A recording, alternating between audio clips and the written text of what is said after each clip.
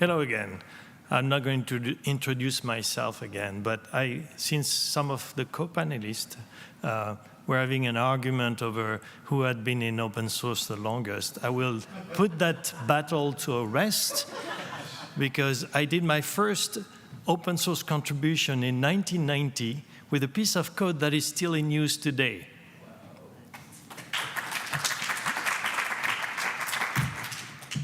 All right, so I will just briefly introduce you to the Generative AI Commons. We referred to it earlier on. It's a bit different from the other projects you've heard of so far, because most of the projects, right, they're really focused on a piece of software. This is not the case of the Generative AI Commons. It's a working group. So it's actually, like, technically we have a fairly light governance structure in LFAI and data, but there's the board, and then there's the TAC, and then underneath this, we have the Generative AI Commons, which technically is a working group. It's co-led by myself and my colleague Annie Lai from FutureWay. We have a fairly broad mission, a bit in line with the mission that Adam was showing earlier with the TAC in general. The goal was really, to try to capture the momentum around generative AI. We started that a few years ago, obviously, and to provide the community with a place for meeting, having interesting discussions, and working on different topics of interest. So it's better to actually, I think to better understand the kind of things we do, it's better to look at the achievements we have had to date. We actually had two major deliverables. The first one is the one you've heard of earlier on, the model openness framework, and along with the model openness tool, and the responsible AI generative guidelines framework. There is a couple of links there that you can use, or QR code, that you can use to access these documents. I mean, they are primarily documents, right? The MOF and RGAF are documents.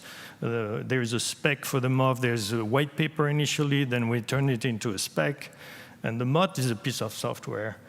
But we also have regular meetings. We have a lot of guest speakers who are invited to come.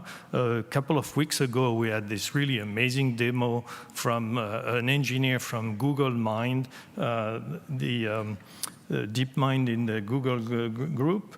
And they were actually showing a demonstration of a personal agent they are working on. And the guy actually gave the demonstration. I mean, he used the agent to give the presentation about the agent. It was really fascinating to see. And we could actually interact with it. It was the bot basically joined the Zoom call, and it was participating. It was pretty amazing.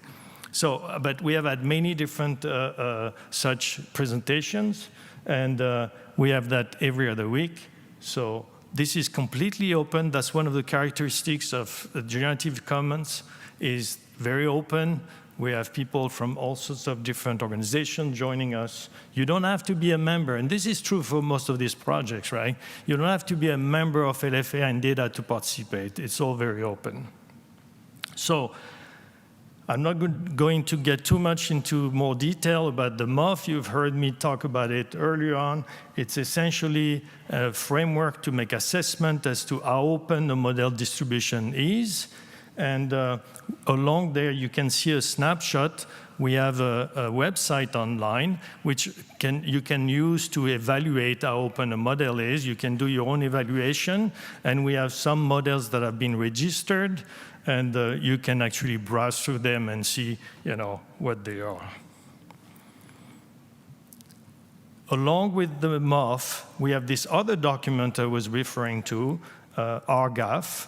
And this one actually looks at responsible AI. And it's not limited to models. It's targeting AI system in general. And what it gives you is really, I mean, there's a lot of discussions, right? The topic of responsible AI is pretty dominant across the industry. But what does it actually mean to do responsible AI? So this document we have developed basically tries to split the problem in 9 different dimensions that look at different aspects, if you will, of things that you should be considering, either as a producer of an AI system or as a consumer. So obviously, I'm not going to have time to go into those dimensions now, but you can see from the labels the kind of things we're looking at, right? Some of it is like, well, we shouldn't forget that it's supposed to be to the benefit of humans, right? And there's a lot of discussion about whether we'll be taken over by AI bots, right? And so this touches on that aspect, for instance. There are things like accessibility, inclusive. You don't want things that discriminate, that kind of stuff, right? And there are things that are much more technical, right? We also want to make sure that they function, they're reliable, and so on. So again, we have all these different dimensions. We have a fairly extensive document that explains in great detail the kind of stuff that you need to consider for all these different dimensions. So the Generative AI Commons is a working group, so we have general meetings where everybody meets together. But we actually split the work in different work streams. They kind of come and go as the need arise. Today, we have responsible AI work streams, which primarily focus on RGAF and other activities that are around RGAF. So one of the things they are considering doing now, when we did RGAF, that was work that started quite a few years ago, agentic AI was not in the picture. So now there's agents, and we are thinking, oh, do we need to look into whether there is something missing in the dimensions that we have? Maybe it's not necessarily a new dimension, but maybe there's aspects of it that should be, addressed in the RGAF. So there is going to be work to look into with that new eye on the problem to possibly revise RGAF. But we also have a lot of work that has to do with mapping the dimensions that we have in RGAF with other systems. Because, I mean, we are Generative AI Commons. We're not the only ones in the world to look into this problem. And in fact, there are quite a few pieces of work that exist. Red Hat has actually a toolkit called Trusty AI that tries to develop a system and tools that you can use to try to address some of these issues. So we actually have been working with the Trusty AI group to figure out how the different dimensions that we have in RGAF maps to Trusty AI and vice versa. And it actually allows us to validate whether we have all the right dimensions or if we are missing something that's in Trusty AI that we cannot map to, and vice versa. But there are other models. Finos as a governance structure also for the framework for AI, responsible AI. So we are looking into these different things. We have many collaborations. There is also collaboration with ISO. ISO has a standard called, with the lovely name of 42001, which actually looks at this problem of responsible AI and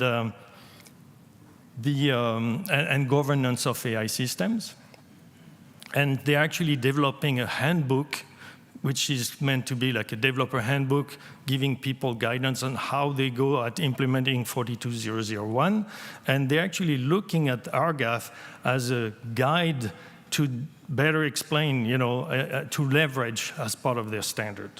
So this is a huge recognition for us for the work that we have actually done. And then, there's also blogs that are being published on different topics related to this. And then we have this new work stream we just launched called Exploration Workstream.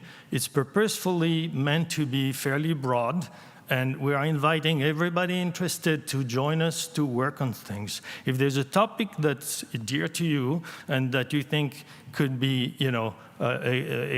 addressed with other people in the community, you're welcome to join us. So right now, and we don't necessarily know what the deliverables are going to be. In some cases, they can be documents such as RGAF or MOF. In other cases, it can just be a blog post, right? So there are topics we have already started working on. The first one, for instance, is around world models. I mean, this is a topic I didn't even know what it was. It has to do with those models that actually try to capture the dynamics of physical models and like the human being, for instance, right? Chemicals, and they understand how to represent, dynamic systems that are physical. And so there is going to be a blog post that is being developed that addresses this. And some of this is obviously meant to be educational and also to try to give a point of reference to existing work that already is out there. So this is the kind of stuff we are doing. And again, it's not a closed list. You're invited to join us. If there is something that sounds interesting to you, you can join us, contribute. Or if there's a new topic that you'd like to address, or you might just say, hey, I see there's this topic. I really don't understand. Maybe something should be done. I've been looking for information, can't find anything. So that's concluding my short presentation. I hope it gives you a sense of the kind of work we do. You have a QR code there. We have actually our own website, GenAI Commons, and it's very easy to join us. If you go to the website, there's a link to the community calendar. You can just click on this and see when we have calls and just join. Just show up on the calls. We are welcoming everybody. Thank you.